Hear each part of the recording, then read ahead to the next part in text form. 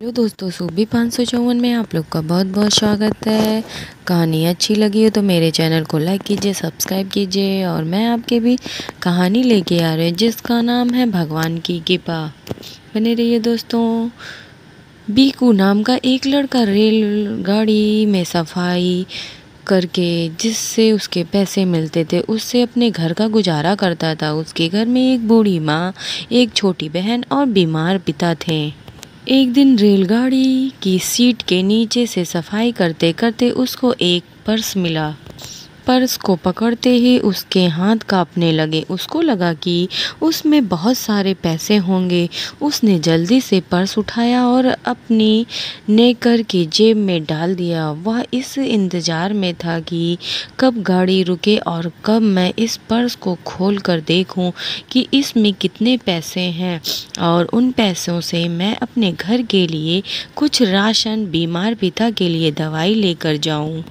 Station पर गाड़ी रुकते ही वह जल्दी से गाड़ी से उतरा और कहीं एकांत में जाकर जल्दी उसको पर्स को खोला और देखने लगा। पर्स को देखते ही उसके होश उड़ गए क्योंकि पर्स बिल्कुल खाली था। उसकी सारी उम्मीदों पर पानी फिर गया। पर्स की पिछली जेब में अचानक उसको किसी भगवान की तस्वीर नजर आई। तस्वीर को देखते ही जैसे उसके शरीर में हलचल सी होने लगी और उसकी आंखों से दो मोटे मोटे आंसू निकलकर उस तस्वीर को चरणों पर गिर पड़े। यह आंसू पर्स में कुछ न मिलने के कारण था या उस तस्वीर से मिले भगवान को देखकर थे। बहुत हिम्मत करके वो वहाँ से उठा और थके हुए कदमों के चलने को तैयार हुआ। चलते चलते वह सोचने लगा कि आज तो घर में खाने को कुछ नहीं है, माँ भी भूखी है, बहन के पेट में भी अन्न का एक दाना नहीं है, बीमार पिता को भी दवाई खाने से पहले कुछ खाना था। यही सोचते सोचते गली की नुक्कड़ में किसी की शादी हो रही थी। शादी में बचा हुआ खाना वहाँ का सेठ लोगों को बांट रहा था। तो भी कोई लाइन में लग गया तो उसको भी 2-3 लिफाफे भर कर खाने के लिए मिले। उसकी तो खुशी का जैसे ठिकाना ही नहीं था। घर जाते ही उसने यह खाना अपनी माँ को दिया और कहा कि माँ देखो आज मैं कितना खाना लाया हूँ। माँ कहती है बेटा ला, तेरी बहन भूख के कारण सुबह से रो रही है और मैंने भी सुबह से कुछ नहीं खाया है और तेरे पिता को भी कुछ चाहिए खाने के लिए। बीकू हैरान था कि जो सेठ उसको देखकर नाक सिकोड़ता था आज उसने मुझे खाने को क्यों दिया। तभी उसने जेब में से पर्स निकाला और उस तस्वीर को देखा और उसका धन्यवाद किया कि शायद आज आपके कारण ही मुझे खाना मिला है। माँ ने कहा कि यह खाना तो कल पूरा दिन चल जाएगा। अगले दिन को भी फिर काम के लिए निकलना। स्टेशन पर पहुँचती वह गाड़ी में चढ़ने लगा। तभी एक भी बीमार और बूढ़ी औरत उसको कहने लगी कि उसके लिए टिकट ले आओ, मेरे पैरों में चोट लगी है। बीकू बोला हाँ हाँ माँ जी, मैं ला दूंगा। उसने उसको 500 का नोट दिया और भी झट से टिकट लेने के लिए चला गया।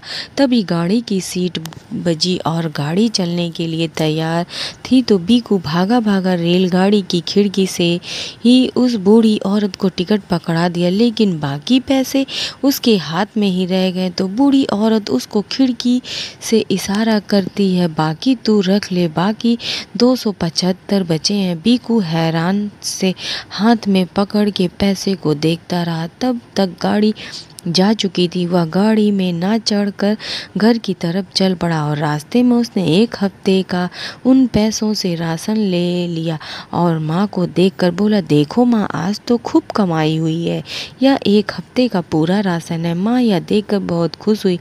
तभी उसने जेब में से फिर वही भगवान को निकाल कर देखा और कहा कि यह सब चमत्कार आपके कारण ही हो रहा है, मैं नहीं जानता कि आप कौन हो। तभी उसने जेब में से तस्वीर को निकालकर अपनी माँ को दिखाया और कहा माँ यह कौन से भगवान है। माँ ने कहा उसकी तरफ नहीं देखा क्योंकि वह तो इतना राशन देखकर बहुत खुश हो रही थी। बीकू ने देखा कि माँ नहीं देख रही है तो उसने पर्स अपनी जेब में ही रख लिया। फिर एक दिन जब वो रेलगाड़ी में सवार होकर जा रहा था और सफाई की सीटों के नीचे सफाई कर रहा था, तभी 8-10 लोग वही तस्वीर को लेकर जोर जोर से हरे कृष्णा का जाप करें। बीकू उस तस्वीर को देखकर हैरान हो गया और सीट पर बैठकर एक बूढ़ी औरत को हाथ जोड़कर बड़ी विनम्रता से बोला कि माँ जी, यह कौन है और आप यह क्या भगवान कर रहे हो, मुझे भी बताओ। तो वह औरत कहती है, यह बांके बिहारी जी हैं, यह वृंदावन में रहते हैं। जो भी इनके शरण में जाता है, बांके बिहारी उनकी सभी मनोकामनाएं पूर्ण करते हैं। यह वृंदावन के मालिक ही समझ लो। बीकू जेब में से उस तस्वीर को निकालकर उस माँ जी को दिखाया कि यह बांके बिहारी जी हैं। तो वह कहती है, हाँ हाँ बेटा, यह बांके बिहारी जी हैं, यह वृंदावन में रहते हैं। तो बीकू की आंखों में फिर आंसू आ गए। वह कहने लगा कि मैं भी वृंदावन जाना है, कि क्या मुझे लेकर जाओगे। तो माँ जी कहती हैं, यह गाड़ी वृंदावन में ही जा रही है, चलो तो मेरे साथ ही चलो। बीकू को आप पीछे अपनी माँ और बहन की खाने की कोई चीज़ नहीं है, क्योंकि बिहारी जी ने तब तक के लिए तो उसका इंतजाम कर दिया था। बीकू माता जी को 8-10 लोगों के साथ चल पड़ा। वृंदावन पहुंचते ही वह लोग अपने रास्ते चल पड़े। बीकू को कुछ भी नहीं पता था कि वह कहाँ जाएगा, बिहारी जी कहाँ रहते हैं।